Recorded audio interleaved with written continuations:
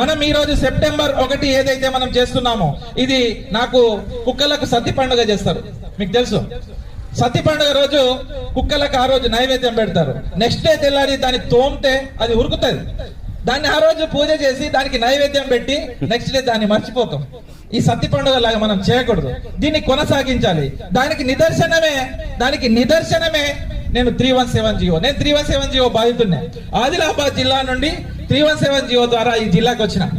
ఈ జిల్లాకు వచ్చినప్పుడు 317 జియో గురించి అనేక సంఘాలు ఇది చాలా బాగుంది, ఇది మన స్థానికత ఆధారంగా మనము నిర్ణయిస్తారు, సీనియారిటీ ఆధారంగా నిర్ణయిస్తారు అన్నారు.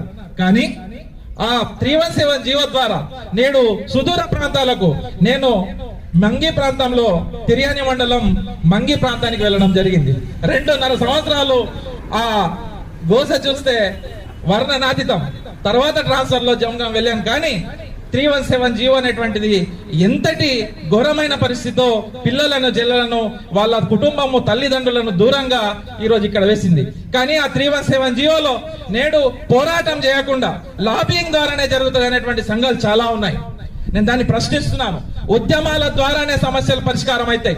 నేడు 317 జియో మిత్రులకు కూడా చెప్తున్నాను, లాబింగ్ ద్వారా ఏది సాధ్యం కాదు. ఒక ఆడియో చూశాను, ఉద్యమాలు చేయకండి మేము చేస్తామన్నట్టు. ఇది రాంగ్.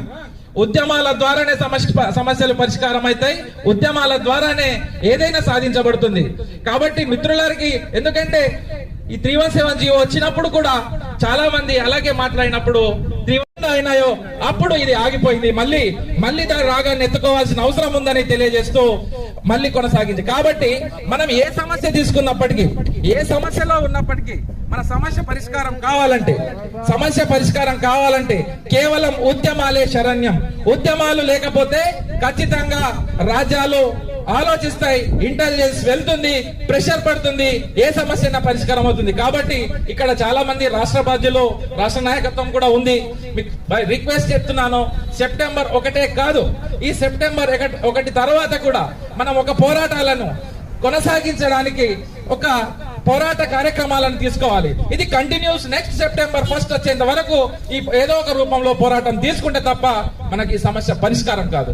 కాబట్టి పోరాటాల ద్వారానే మనం సమస్య పరిష్కారం అవుతుంది. చిన్న పాట ద్వారా మీకు ఈ సిపిఎస్ పూర్తి సమాచారాన్ని ఇవ్వబోతున్నాం.